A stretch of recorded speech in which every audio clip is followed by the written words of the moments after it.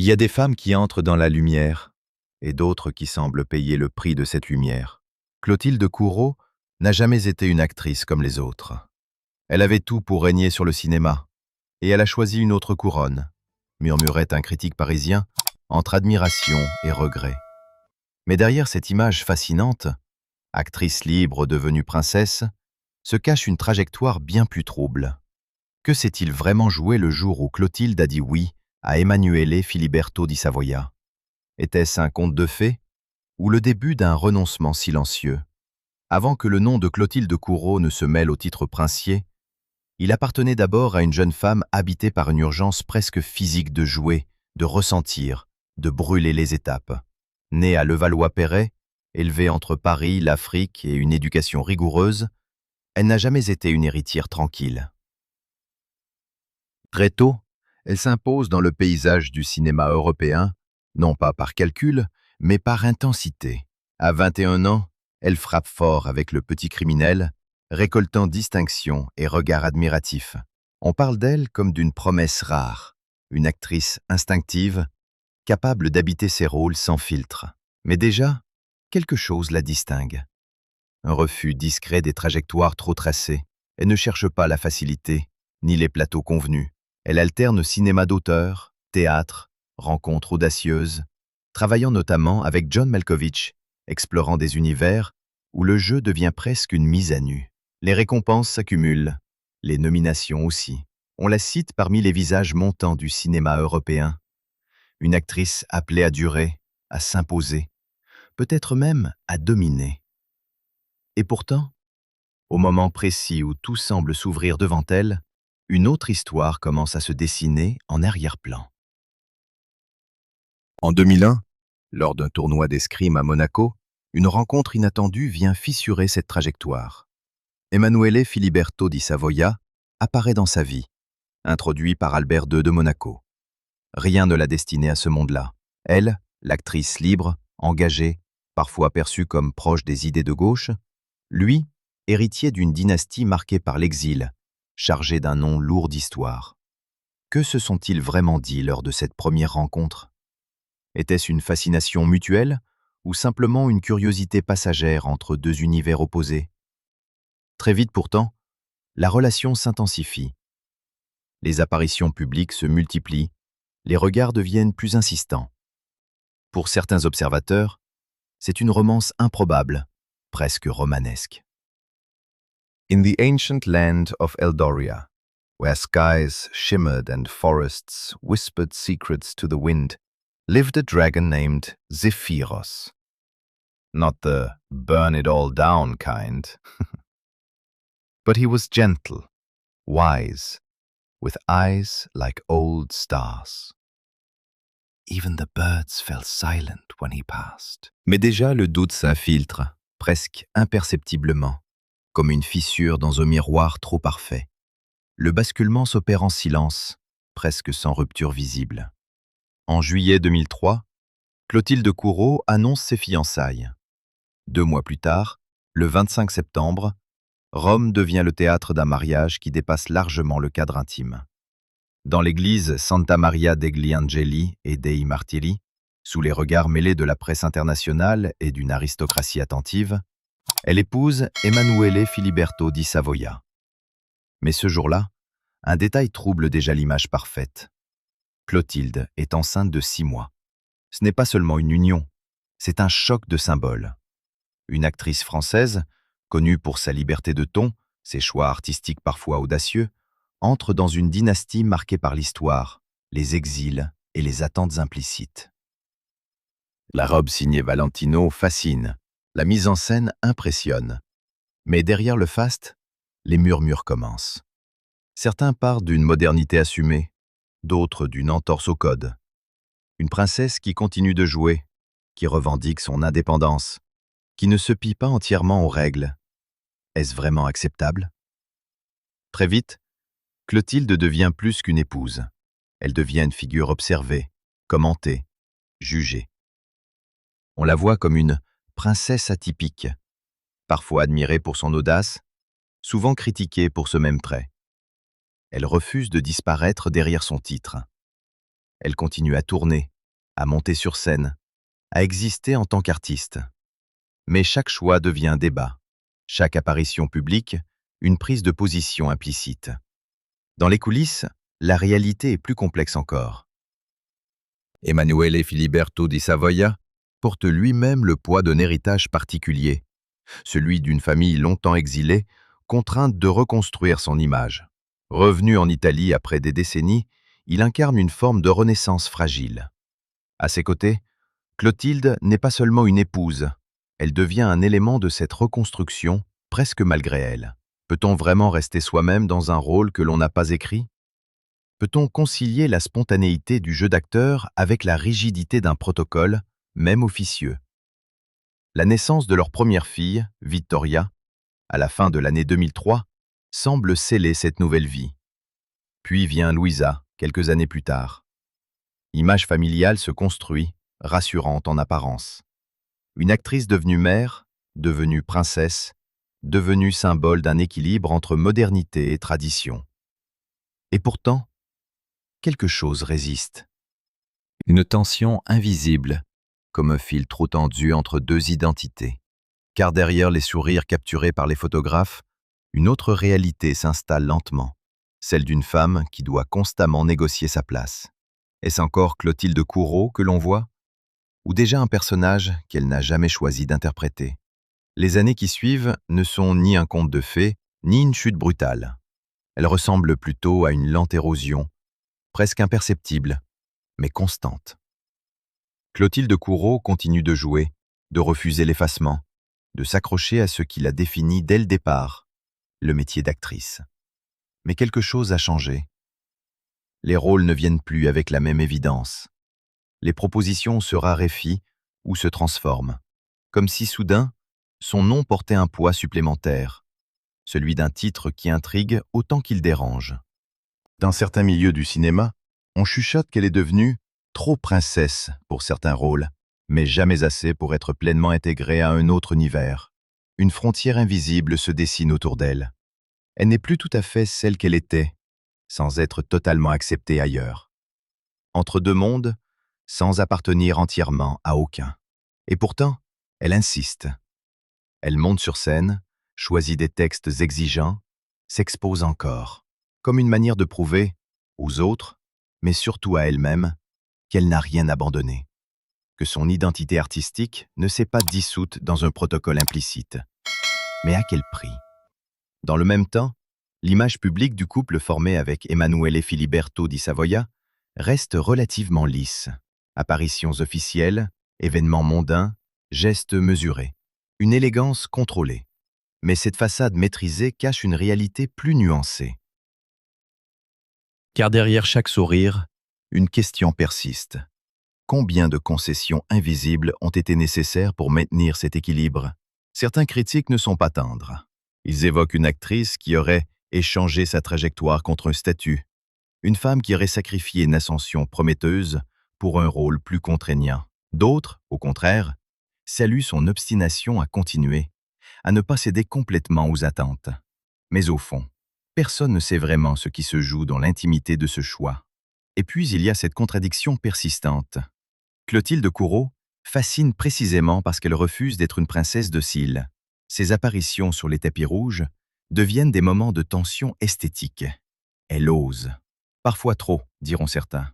Des robes audacieuses, des silhouettes affirmées, une manière de s'approprier son image sans demander la permission. Une liberté revendiquée, presque provocante dans un cadre où la retenue est souvent attendue. Est-ce une manière de résister? De rappeler qu'avant d'être un symbole, elle est une femme, une artiste, un corps libre. Mais cette liberté, justement, dérange. Dans les cercles les plus conservateurs, on murmure qu'elle ne correspond pas à l'image d'une princesse idéale, trop indépendante, trop visible, trop elle-même. Comme si son refus de se conformer devenait, en soi, une forme de transgression. Pendant ce temps, ses filles grandissent. Vittoria et Luisa incarnent une nouvelle génération à la croisée de ces deux héritages. Et déjà, une autre question commence à émerger, plus discrète mais tout aussi déterminante. Quel modèle Clotilde leur transmet-elle? Celui de la conformité? Ou celui de la liberté, coûte que coûte. Car à mesure que les années passent, une évidence commence à s'imposer, lentement, presque douloureusement. On ne sort jamais indemne d'un rôle que l'on n'a pas entièrement choisi. Puis, presque sans avertissement public, le récit bascule. Non pas dans le scandale, ni dans une rupture spectaculaire, mais dans quelque chose de plus dérangeant encore. Une distance silencieuse. Pendant des années, Clotilde Courreau et Emanuele Filiberto di Savoia continuent d'apparaître côte à côte, avec cette élégance maîtrisée qui a toujours caractérisé leur image. Et pourtant, en coulisses, une autre réalité s'installe. Une séparation discrète, presque invisible, qui ne sera révélée que bien plus tard. 4 ans. 4 années à vivre séparément, sans jamais transformer cela en feuilleton médiatique. Pourquoi ce silence? Était-ce une volonté de protéger leurs filles, Victoria et Louisa, ou une manière de préserver une certaine idée de la dignité dans un monde où tout semble devoir être exposé? Lorsque la nouvelle de leur séparation finit par émerger, elle surprend moins qu'elle n'intrigue. Comme si, au fond, beaucoup avaient déjà pressenti cette fracture. Trop de tensions accumulées, trop d'identités à concilier. Mais ce qui frappe, c'est l'absence de conflit public. Pas de bataille médiatique, pas de règlement de compte. Seulement une reconnaissance sobre d'un fait devenu inévitable. Et puis, un autre élément vient troubler encore davantage l'équilibre de ce récit. Emanuele Filiberto di Savoia apparaît aux côtés d'une autre femme, Adriana Abascal. Cette fois, il ne s'agit plus de rumeurs diffuses, mais d'une relation assumée. Le prince lui-même évoque un amour sincère, un désir d'avancer, de construire autrement. Pour certains, cette officialisation agit comme un révélateur brutal.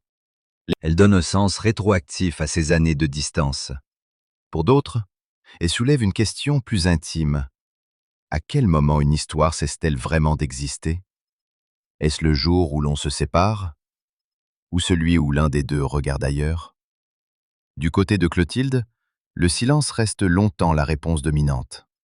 Pas de déclaration fracassante, pas de posture victimaire. Seulement une retenue presque déroutante, comme si elle refusait de réduire 20 ans de vie commune à une simple rupture. Mais ce silence est-il une forme de force ou une manière de contenir quelque chose de plus profond? Car derrière cette séparation apaisée en apparence, une autre lecture commence à émerger. Celle d'une femme qui, pendant des années, a tenu un équilibre fragile entre deux mondes incompatibles. Une femme qui a maintenu, coûte que coûte, une harmonie extérieure, tout en acceptant des compromis intérieurs. Et alors une question s'impose, presque inévitable. Cette séparation est-elle une fin, ou au contraire, le début d'un retour à soi? Car lorsque les cadres se fissurent, lorsque les rôles s'effondrent, il ne reste plus qu'une chose à redéfinir. Qui est vraiment Clotilde Courreau, loin des titres, loin des attentes, et peut-être enfin libre de redevenir elle-même? C'est finalement au moment où le silence devient trop lourd à porter que Clotilde Courreau choisit de parler. Pas pour régler des comptes, pas pour provoquer, mais pour nommer, enfin, ce qui avait été tenu à distance pendant des années. En avril 2026, dans une interview rare, elle lâche une phrase qui résonne comme une fracture nette. Sa vie au sein de la famille de Emanuele Filiberto di Savoia a freiné, voire abîmé, sa trajectoire d'actrice. Le mot est fort. Trop fort pour certains. Évident pour d'autres. Car soudain, tout s'éclaire autrement. Ces rôles qui se sont espacés, ces retours plus difficiles, cette impression persistante d'un talent en suspens. Était-ce un hasard, une évolution naturelle, ou la conséquence directe d'un statut devenu encombrant? Dans l'industrie du cinéma, où l'image compte autant que le talent, devenir princesse n'est pas toujours un avantage. Parfois, c'est une étiquette qui enferme plus qu'elle n'élève. Clotilde ne parle pas de regrets simplistes. Elle ne renie pas son histoire, ni ses choix, mais elle évoque une lutte pour rester visible en tant qu'artiste, pour ne pas être réduite à une fonction, à un rôle social. Une lutte pour obtenir des projets, pour convaincre qu'elle est toujours, avant tout, une actrice. Combien de portes se sont refermées sans qu'on le lui dise clairement? Combien de décisions ont été prises dans son dos au nom d'une image jugée incompatible avec certains rôles? Dans ce monde-là, les jugements sont rarement frontaux. Ils se manifestent par des absences, des silences, des opportunités qui n'arrivent plus. Et peu à peu, sans bruit, une carrière peut se figer. Mais ce qui frappe dans ces paroles, ce n'est pas seulement la lucidité, c'est l'absence d'amertume visible, comme si elle avait accepté, avec le temps, que certains choix impliquent des pertes, comme si elle avait compris que l'on ne peut pas tout être à la fois, du moins pas sans conséquence. Et pourtant, derrière cette apparente sérénité, une autre énergie se dessine, celle d'un retour, non pas un retour spectaculaire, mais un mouvement intérieur, déterminé. À plus de 50 ans, Clotilde Courreau ne cherche plus à correspondre. Elle choisit, elle sélectionne ses projets, revient au théâtre, s'implique dans des univers où l'on attend d'elle autre chose qu'un titre. Et sur les tapis rouges, elle continue de surprendre. Là où d'autres auraient adopté une discrétion rassurante, elle fait exactement l'inverse. Tenue audacieuse, silhouette affirmée, regard droit. Une manière de dire, sans discours, qu'elle refuse d'être figée dans une image. Est-ce une revanche ou simplement une reconquête? Car à mesure qu'elle se réapproprie son parcours, une autre figure émerge, non plus celle d'une actrice devenue princesse, mais celle d'une femme qui a traversé un système, en a compris les règles et décide désormais de s'en affranchir. Reste une question suspendue, presque intime. Ce qu'elle a perdu en chemin. Est-ce définitivement perdu? Ou est-ce justement ce qui donne aujourd'hui à son regard cette profondeur que l'on ne peut pas jouer? Et pendant que Clotilde Courreau redessine peu à peu les contours de sa propre liberté, une autre histoire s'écrit en parallèle, plus discrète, mais tout aussi révélatrice. Celle de sa fille aînée, Vittoria di Savoia, car dans cette famille où les symboles ont longtemps pesé plus lourd que les choix individuels, un geste va bouleverser les lignes établies. Vittoria n'est pas une héritière comme les autres. Dans une monarchie qui n'existe plus officiellement, son statut reste avant tout symbolique. Et pourtant, lorsqu'elle est désignée comme figure de continuité dynastique, les réactions ne tardent pas. Certains y voient une modernisation nécessaire, d'autres une remise en question des traditions anciennes, notamment celles qui excluaient historiquement les femmes de la succession. Le nom des Savoie, chargé d'histoire, se retrouve à nouveau au centre d'un débat inattendu. Mais derrière cette décision, une influence se dessine clairement, celle de sa mère. Clotilde n'a jamais voulu que ses filles grandissent enfermées dans un rôle figé. Elle les encourage à explorer, à créer, à penser par elles-mêmes. Mode, art, expression personnelle, autant de chemins que Vittoria commence à emprunter, loin de l'image rigide d'une princesse classique. Une orientation qui ne plaît pas à tout le monde. Dans certains cercles, on s'interroge. Est-ce vraiment compatible avec l'héritage qu'elle est censée incarner? Et la question revient, insistante. Jusqu'où peut-on réinventer une tradition sans la trahir? Dans ce contexte, Clotilde apparaît presque comme une figure de transition. Elle n'a jamais totalement accepté les règles, mais elle ne les a jamais frontalement rejetées non plus. Elle a avancé à sa manière, parfois en tension, parfois en rupture silencieuse. Et aujourd'hui, à travers sa fille, c'est peut-être une forme de continuité différente qui s'impose. Une continuité plus libre, mais aussi plus fragile. Pendant ce temps, Emanuele Filiberto di Savoia poursuit sa propre trajectoire, désormais aux côtés de Adriana Abascal. Une nouvelle vie, plus assumée, plus lisible. Comme si, après des années d'équilibre délicat, chacun suivait enfin une direction qui lui appartient pleinement. Et Clotilde, elle, où se situe-t-elle désormais? Elle n'est plus seulement l'actrice prometteuse des années 90. Elle n'est plus uniquement cette princesse atypique qui dérangeait les codes. Elle devient autre chose. Une femme qui a traversé plusieurs identités sans jamais s'y dissoudre complètement. Une femme qui porte en elle les traces de ses choix, de ses renoncements, mais aussi de ses résistances. Sur les tapis rouges, son allure n'est pas seulement une question de style. C'est une déclaration. Une manière de dire que le temps n'a pas effacé ce qu'elle est profondément, que l'âge n'est pas un effacement, mais une intensité différente. In the ancient land of Eldoria, where skies shimmered and forests whispered secrets to the wind, lived a dragon named Zephyros. Not the burn it all down kind, but he was gentle, wise, with eyes like old stars. Even the birds fell silent when he passed. Peut-être que le véritable rôle de sa vie n'était ni au cinéma ni dans les palais, mais dans cette quête d'elle-même. Alors au fond, Clotilde Courreau a-t-elle quitté une scène pour en retrouver une autre, plus intime, plus vraie, ou n'a-t-elle jamais cessé de jouer, mais enfin, selon ses propres règles?